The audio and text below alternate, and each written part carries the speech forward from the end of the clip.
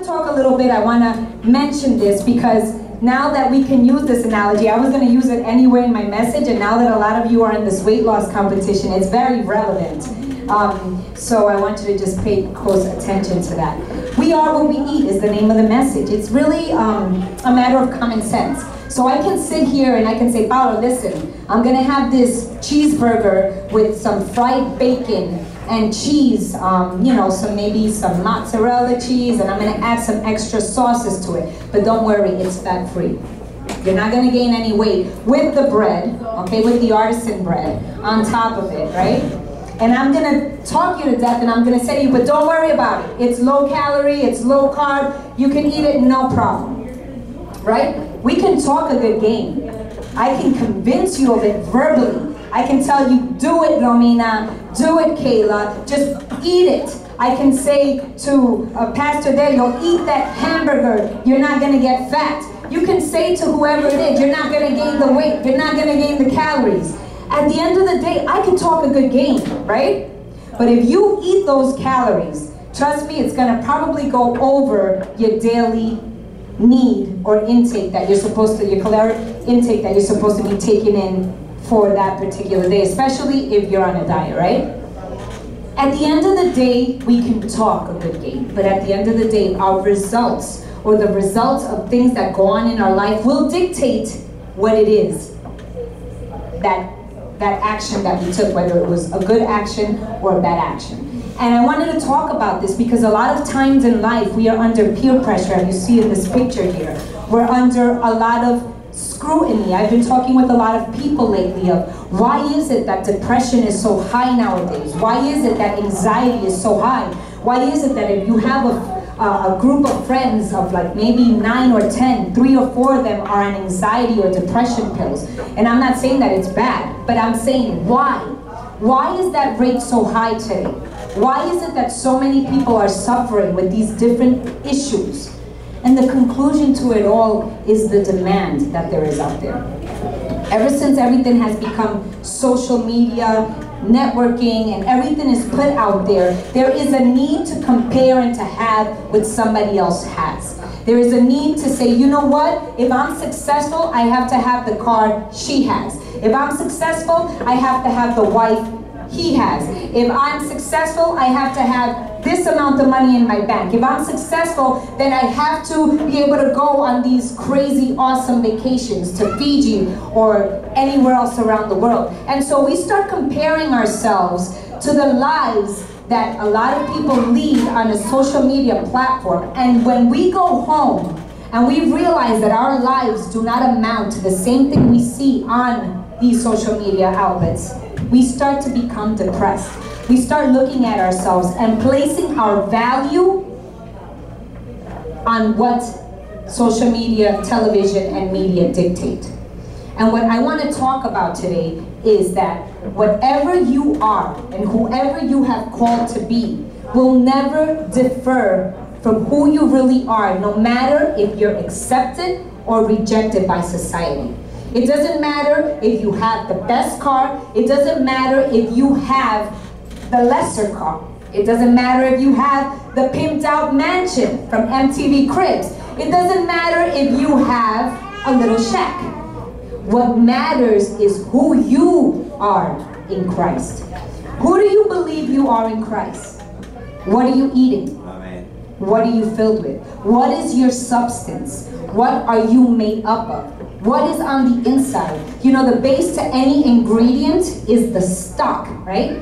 And from that stock, you add your ingredients. You add your onions, and you add whatever ingredients you're putting. What is your stock?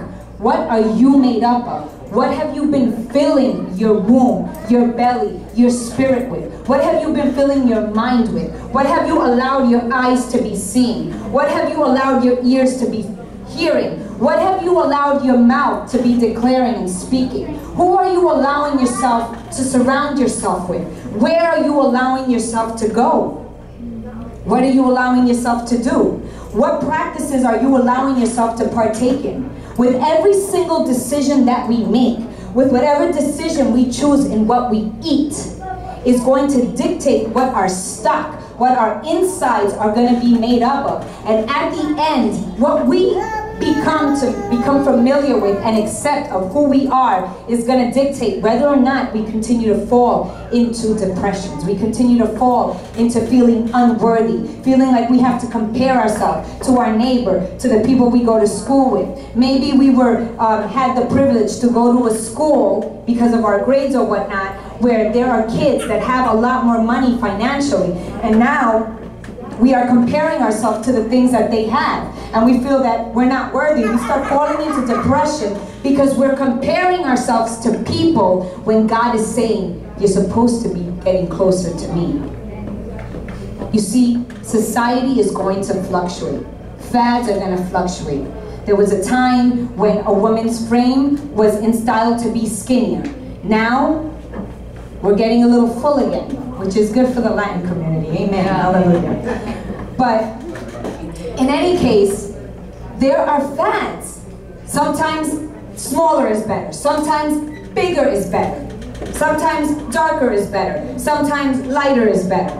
There are fads that come and go. If we continue to follow those waves, if we continue to chase after that wind, we're never going to genuinely know who we are and what stock we're genuinely made out of. We have to be who we are wherever we are, no matter where we go, at every single point in our life, every place that we visit, no matter where. We have to be the same at our job. We have to be the same at church. We have to be the same when we go to the beach. We have to be the same when we go out to dinner. We have to be the same when we gather people and we hang out at our house. Who are we? Are we changing with every single different group or scenario or social place that we're choosing to become part of, and just kind of going with the flow and joining every bandwagon so that we can be accepted into these different cliques? We have to know who we are no matter where we go. And if people accept you, good. And if they don't, bye. You have to know who you are. You don't change for people, you change for God. The Word of God says He's the same yesterday, today, and evermore. He doesn't change. And that's what He wants us to be. He wants us to be people who are stable-minded. And all of these different things have to do with the mind. If we're able to submit our mind, the Word of God says, take every thought captive to the obedience of God. When you read those verses and you apply them and you make them real in your life, you say, no, God, I'm going to take this thought captive. I really want to cheat, or I really want to steal, or I really want to curse, or I really want to do this, but I'm going to take this thought captive to the obedience of God, and I'm going to submit it to your word, and I'm going to be who you have called me to be. I'm going to do the right thing. I'm not going to do what everybody else does. And that's the people that God wants us to become. People that are firm. The Word of God in Jeremiah 29:11 says, for I know the plans and thoughts that I have for you, says the Lord, plans for peace and well-being, and not for disaster, to give you a hope and a future. I know the thoughts that I have for you. His thoughts for you are of good and not of evil. But we get distracted in society. We get distracted with the different things that are going on, and we think that it's all attributed to God. Let's go to the next slide. We think that it's attributed to God. We think that the calamity comes from God, that the disasters, that the hurricane, all this bad and all this evil comes from God. And we get distracted in that. When those things do not come from God, they come from the enemy. They come from the evildoer. They come from the one that comes to distract your mind. He comes to distract your thoughts. He comes to distract every information in your being so that you're not focused in what God wants of you. And then so much so that he causes society to think that he's the one that brings evil and calamity when he's not. And then what happens is that we choose to go away from God. So what do? We become addicted to social media. We become people that just want to be fed, and it becomes an addiction. We become people that we're addicted to alcohol. We're addicted to drugs. We're addicted to television. We're addicted to all of these different things. Why? Because we want to distract our mind from the reality of what we're really going through. And God doesn't want you to do that. He's not looking for you to just pass the time and distract what's really going on with your life. He wants you to look at that giant. He wants you to yoke that giant. He wants you to uppercut that giant. He wants you to cut him down. He wants you to tackle that area in your life that is dragging you down. That area in your life that you've been battling with, that I have been battling with for years. He wants you to take it by force. He wants you to look at that in the face and say, I'm not going to give in to you anymore. Whatever that is. If it's a bad attitude, if it's a bad language, if it's, eating disorders, shopping disorders. There's so many disorders that we might have. And God wants you to just grab hold of it. Because everything that we use as an addiction is just a band-aid, is just a distraction for what the real cause in our life and situation that we're going through is just a form of distraction. And we have to learn how to deal with all of these different things. Proverbs 1:31 says, therefore they shall eat of the fruit of their own wicked way and be satiated with the penalty of their own devices. What goes up must come down. What goes in must come out. Okay? If it goes in through here, it's going to come out through there. That's just the reality. Okay? If I throw something up in the air, the law of gravity is going to say what? It's going to come back down. That's just life. Okay? These are the things that happen. These are the consequences. These are the laws by which we were created, earth was created, life was created, human was created. So whatever we put out there is going to come back to us. If we're putting out there a bad attitude, if we're being nasty to our husband, if we're being nasty to our wife, please, we can't expect anything posh and nice to come out from that. If we're not investing love, if we're not investing good deeds, if we're not being, cheerful and uplifting and encouraging, we can't expect that to come back to us. This is all part of it. And it starts, get your little finger, grab your finger. It starts where? It starts here. We each have to make a decision. We can't wait for our spouse to change. We can't wait for our boss to change. We can't wait for our kids to change. We can't wait for our neighbor to change. We can't. It starts here. You be the change. Once you start changing in your way of behaving, acting, doing, putting out, you're going to start seeing that if you persevere and if you don't relent, you're going to see that that law is going to come right back to you. Okay? What you sow, then you shall reap. Let's go to the next slide. Proverbs 8:20 says, a man's stomach shall be satisfied from the fruit of his mouth, and from the produce of his lips he shall be filled. Okay? You're putting something out, that's what your belly, that's what you're being, that's what you're going to be filled with. Okay? Proverbs 35:6. Every word of God is pure. He is a shield to those who put their trust in him. Do not add to his words, lest he reprove you and you be found a liar. Proverbs 29:22. An angry man stirs up strife, and a furious man abounds in transgression. A man's pride will bring him low, but the humble in spirit will retain honor. Now, I don't want women to think that because it says there, a furious man, that you do not include yourself in there. Because I have seen many furious with man as well, okay? I have seen many with men explode and be very, very aggressive and very crazy and very wild. So this fury is really referring to all of us, okay? Everything that we put out there, if we're putting out there some kind of a tornado, that's going to come back at us. I don't know if sometimes you've noticed you've gone into a house, somebody visiting, somebody comes to your house. Have you ever had that? Where all of a sudden you feel that the peace is lost? And you're like, oh my God, what is going on? Like, I feel anxious. I feel like angry and like I feel antsy. Has that ever happened to you? Or have you ever walked into someone else's house or into an environment and all of a sudden you're like, oh gosh, I gotta get out of here, because you just feel like you're in an unstable, uncharted kind of a place. And it's because we bring with us whatever is in us. We bring in what's within, and that goes with us wherever we go. We have to create those environments. Do you want an environment of peace? You have to create that. Okay, if someone is a firebomb, don't add wood. If someone is like in a place of being angry and screaming, don't throw like little wood sticks at it to keep that fire going. Just walk away. Give that person some time to breathe. My husband knows, leave me alone, or you will get the wrath of me. Just leave me be, because I'm like that pressure cooker. I'm quiet. But keep adding that fire, and then just throw that last little piece at me, and I'm just gonna go, right? So he has learned, leave me alone. I'll walk, I'll clean. I clean most of the time. If my house is really clean, you know I was mad.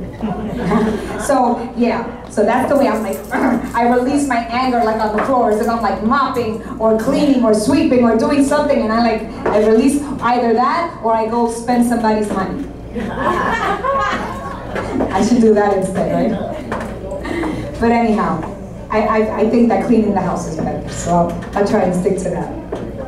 We all have a way in which we burst and we release that. But we have to get to know and not to add when a person is in these moments. But a lot of times we have anger because we're feeding that anger. Okay? We are what we eat. We are what we eat. Are you listening maybe? And listen, a lot of people don't think so. Have you ever got through listening to a song and you're like, you feel agitated? Has that ever happened to you? You're like, oh, you feel angry and like all puffed up and like you want to punch somebody? Have you ever felt that way? I know I have. Have you ever listened to a song that you're like, you just want to cry, and like you start crying? Huh? Yes. Yeah? And you get all melancholic. Have you ever had those moments? I have. Why?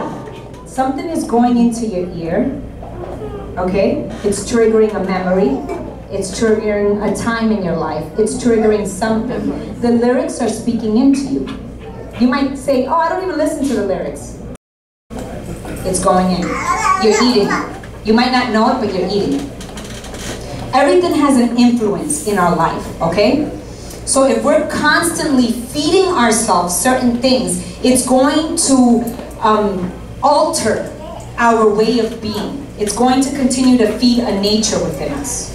So you know what? If you're very hot-headed, go put on some spa music and relax yourself for a little bit. Go for a walk, go for a bike ride, release that anger somewhere. But that's just a method in which you guys can use, or I can use, for certain things. You understand? Like we all have, everybody struggles with something different, right?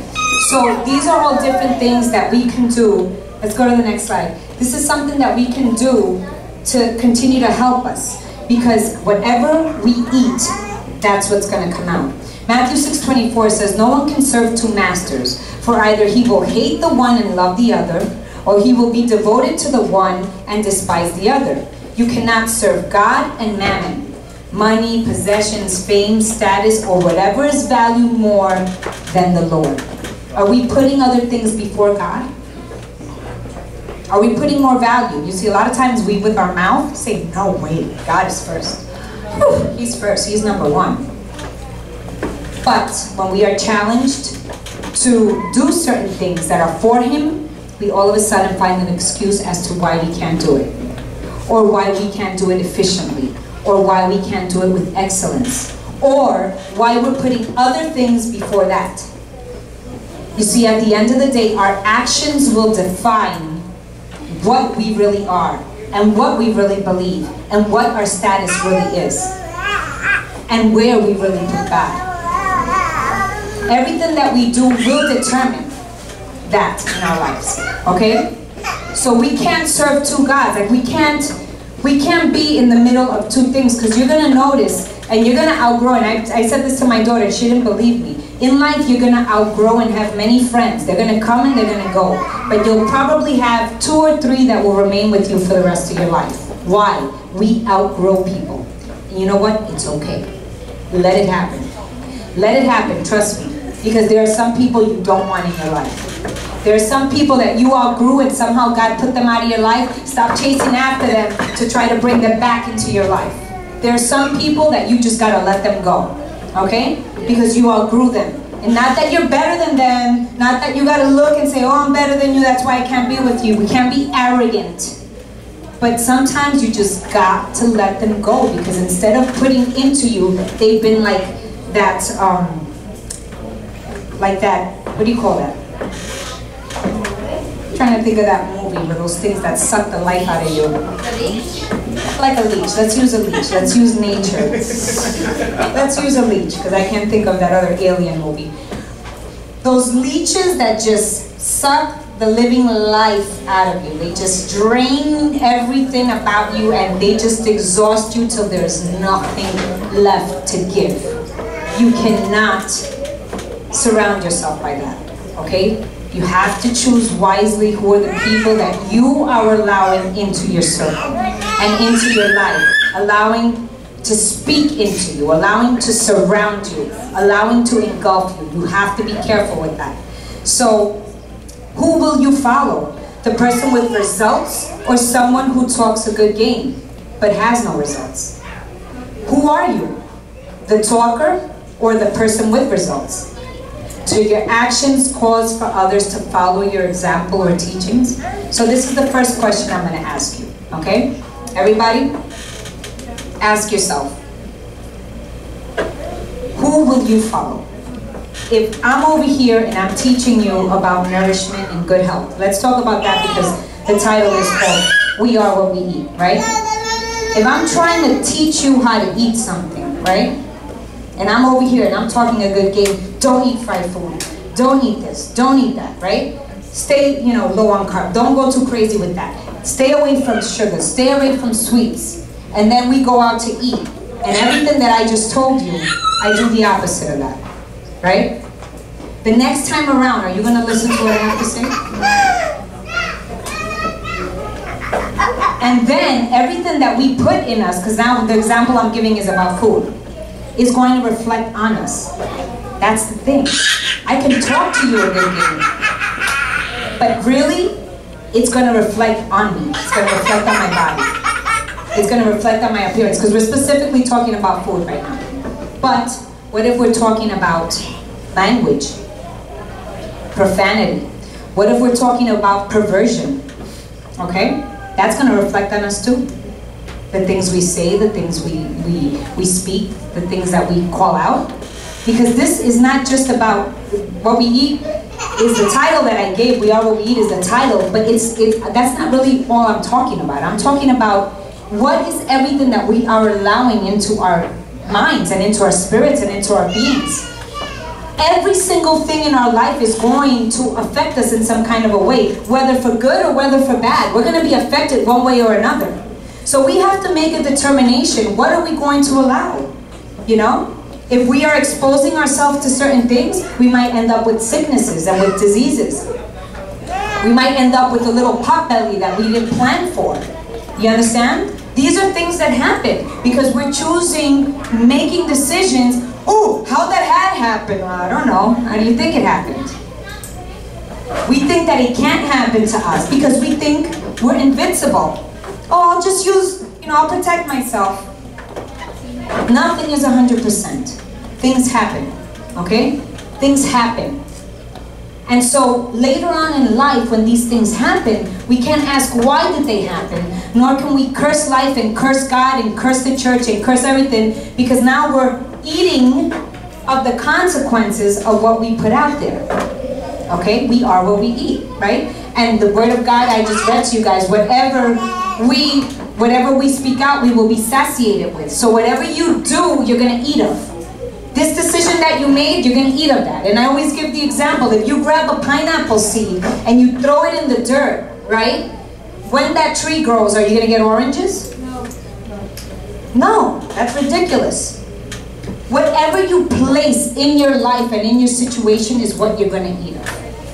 So one of the main things what is one of my biggest quotes, my child that's over there that I say almost every day?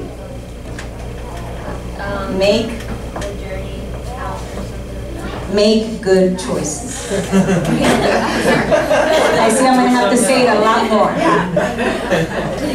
Almost every day I text them and I say to them, make good choices today. Make good choices. You're not reading it, you're like skipping through it. That's what it is.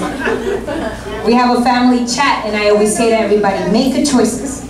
It only takes one bad decision. One.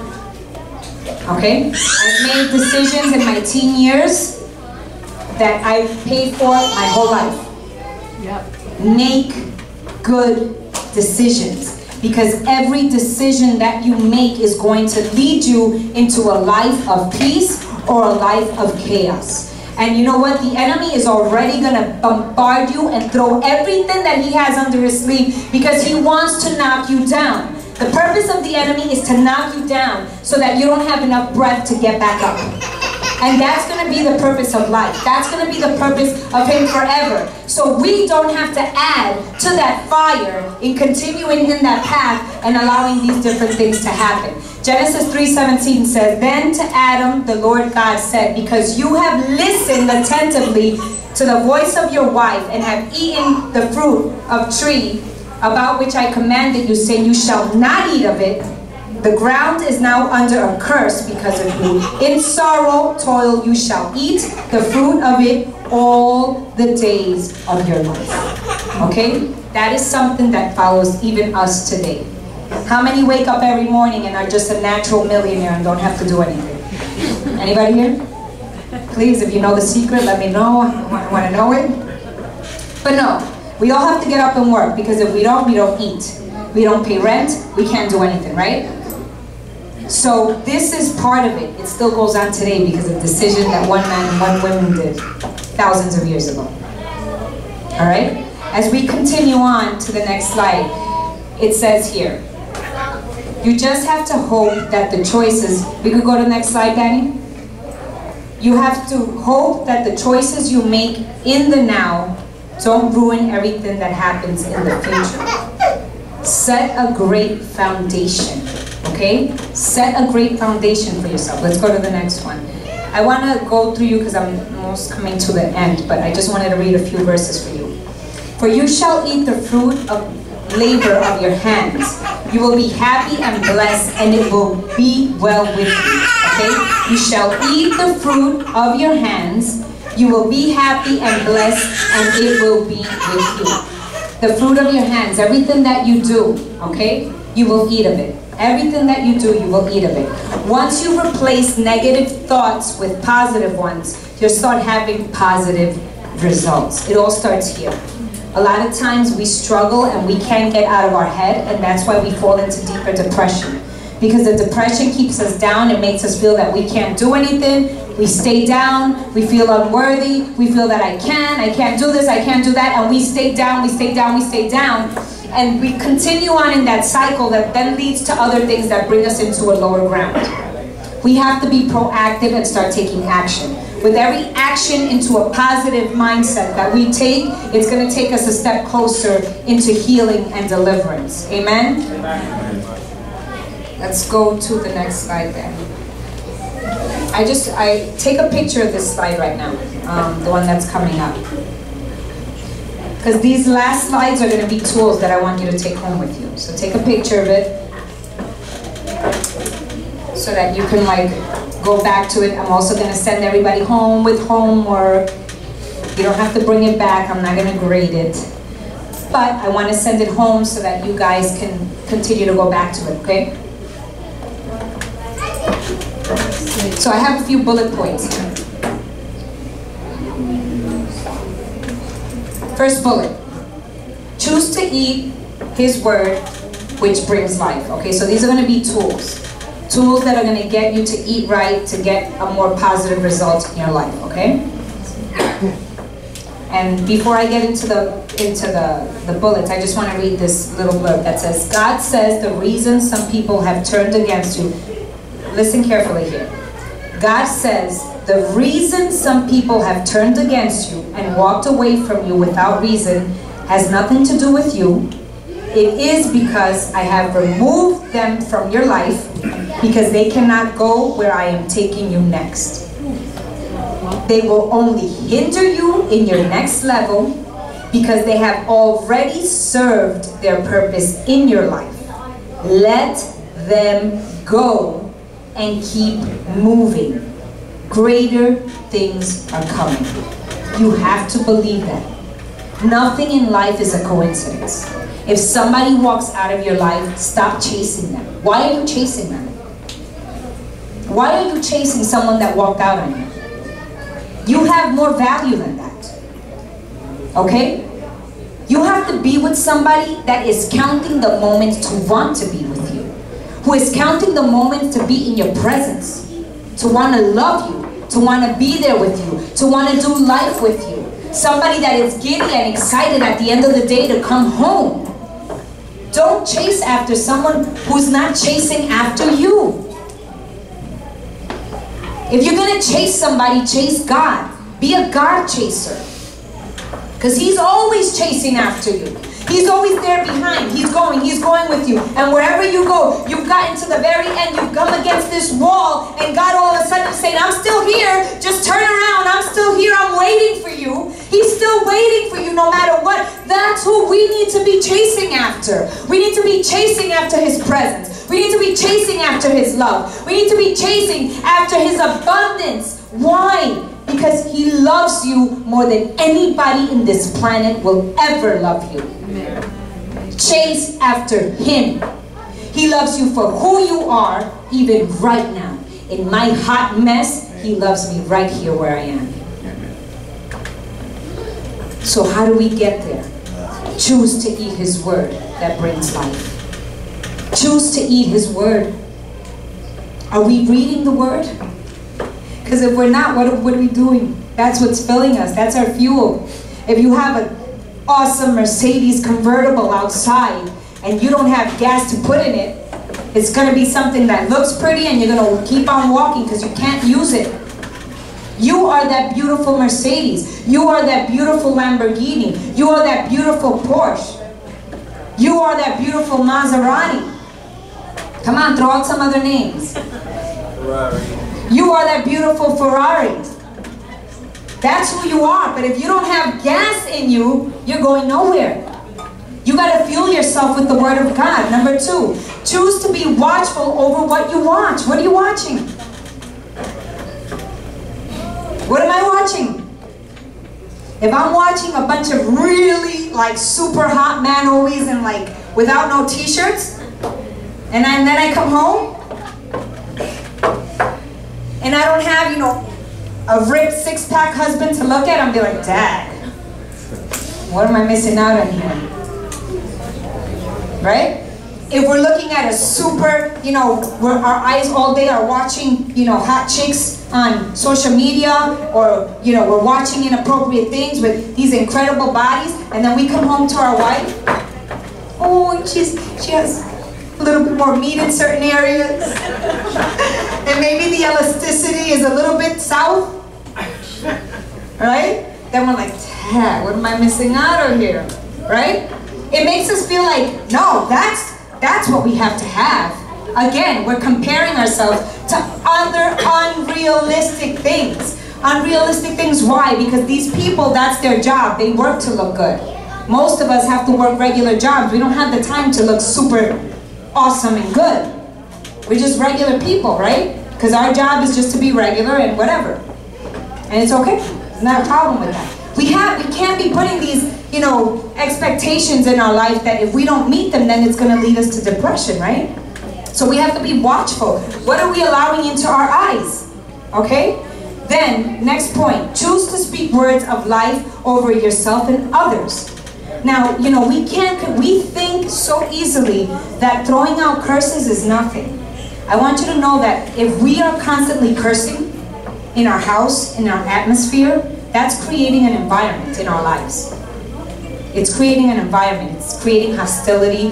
It's creating an environment of disorder, of like an argumentative kind of state of being. It's creating an anxious environment, right? It's creating not a healthy environment. When we say a curse, listen to the actual word of why they named it a curse. Do you guys know what a curse is? A curse is exactly that. It's like an enchantment. It's something that's put over somebody that causes their mind to be subject to certain ways of being.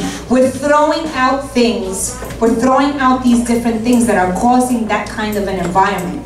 And sometimes we even do that in front of our children growing up. And they grow up under this environment, and they grow up hearing this, and then that becomes their normal. And then when they grow up, their normal is also doing that. So we are giving them as an inheritance this. So these are things we have to think of. We have to choose who we allow in our lives. Who are we choosing to surround us? Have you noticed sometimes when you come into an environment with certain people, all of a sudden, maybe you don't curse as much. And then all of a sudden you come into this environment and you're like, beep, beep, beep, beep, beep, beep, beep, beep. Every other word. And then you come into this environment and you're like, hoopty doopty. And then you come back to this one and you're like, beep, beep, beep. Why? Because there are environments that are created. Yes or no? Come on, it happens to me too. I'm being very real right now. Sometimes when I come around people that curse a little bit, then whoop, one will slip out as well, you know? And I'm being honest, I'm not perfect. I'm not trying to stand here and say I don't curse anymore. Or I don't use bad language once in a while. I still do. I'm being very honest here. But it happens sometimes if I'm surrounding myself. And then I'm like, tack, man, I let that one slip. But that wouldn't have happened if I was over here with this group of people. You see? So these things happen. They cause us to kind of create these environments. So what do we have to do? We have to choose who we are allowing ourselves to be around. Or choose how we're going to allow our integration to come about. Choose carefully the places that we frequent. Are we going to places that are allowing open doors to happen in our life? And so very quickly, there was this real quick testimony of this man that he was a man of God. He was used in the church. And this man opened up a door through pornography. He started to look at it in his computer. He just started to look at it. And all of a sudden, his appetite started to increase. The more his appetite increased, on television and on his phone, it wasn't enough. So now he started to go to these places like strip bars and stuff like that, because now he needed something live. His appetite increased. When he started to go to these places, it was conducive of an environment of drinking. It was conducive of an environment of smoking and drugs. So now he started to also do that. Okay? It kept swirling down. Now it wasn't enough to just watch. He started to do. The man ended up with a disease that ended up killing him. Okay? With the absence of him being around, his wife now struggled financially, so she went to gambling. The daughter went into prostitution, and the son went into drugs. We think that, oh, it's just this. Oh, it's just that. We are opening up doors either of blessings or curses to our family. We are making that decision. How do we want to choose to live? And what inheritance do we want our children? Where are we going? What are we frequenting? Choose carefully what habits we are allowing to form. Choose whom you will follow. And as homework, I'm just going to give you all this. Take a picture of this one, because this is the homework, so that we can end and pray here. I want you all to go home tonight. You guys have phones. Come on, take them out. Take a picture. I want you all to do this when you go home. Okay? The same one, right? Go to the next slide. Next. The one that says, go home and make a list. Keep going. That's the new slide. Did he put the revised one up? It says, go home and make a list. No? Okay, I want you to connect mine, because I want them to have this. That was the revised one I sent. Here. Can you connect this? Grab my computer. Connect this one. Because I want everybody to have this.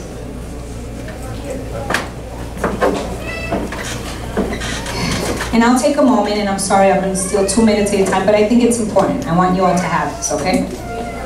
Sometimes we have technical difficulties. It's okay. It's part of the whole shebang.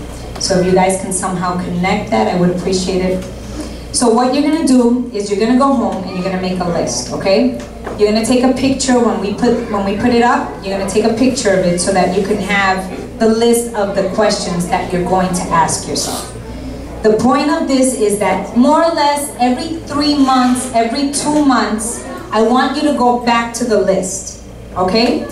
I want you to write it down, and I want every 2 months for you to go back to it. Why? Because that is going to be your measure. That is going to be you saying, have I changed? Have I bettered in this? Have I gotten a little better in that? It's kind of like the vision board is when we did it. You have a visual to kind of keep you going back to see whether or not you have been able to improve in that or not, right? Yep, there we go. That's fine, that's fine. You guys can come on over here if you want. So, I want you to go home, make a list, ask yourself the following questions, okay? Every few months, go back to these questions and ask them again until you're able to check them off like a bucket list. You all know what a bucket list is? Before I die, I want to climb Mount Everest. Before I die, I want to learn to dance lambada. Before I die, I want to have a six-pack, not a beer, but in my belly. Before I die, I want to, okay? So you have your bucket list, right? You have your bucket list of things that you want. So what do I want you to do here is I want you to go home and I want you to make a list, okay? And on this, it's going to basically say, do I behave the same way I did 3 years ago? Ask yourself that question, okay? That's the first one. Did you all take a picture? No, yet. Okay. Do I behave the same way I did 3 years ago? Do I behave the same way I did 1 year ago? Do I behave the same way I did 3 months ago? It means in your attitude, in your temper, in your actions, and the things you do. Second question. Have I improved, stopped, or minimized in bad habits? Bad habits including language, vices, addictions, food, drugs, substance, shopping. There's so many eating. There's so many disorders that there are out there. We think it's just drugs. No, there's so many of them. So we know what those bad habits are, right? We know which ones are the ones that affect our life. And number 3, we are friends of God. How many know that? You know that you're a friend of God? Okay, he says that in his word. If he were human today, I'm going to ask this last question. If God were human today, would he feel comfortable with us in our daily walk, in our life, and in our celebrations? If the answer is no, ask yourself, what would you feel embarrassed to expose him to? That's a good place where we can begin to start trying to improve. Okay? So with that, I'm going to leave you. Let's stand to our feet. Joining the NBMI experience today. Like, comment, and subscribe at www.facebook.com/NBMINY or our YouTube channel at www.youtube.com/NBMICHURCH. Also check out our new and improved website at www.newbeginningschurches.com. And finally, check out our new awesome church app, available on both Android and Apple platforms. Search your app store for NBMICHURCH and be blessed.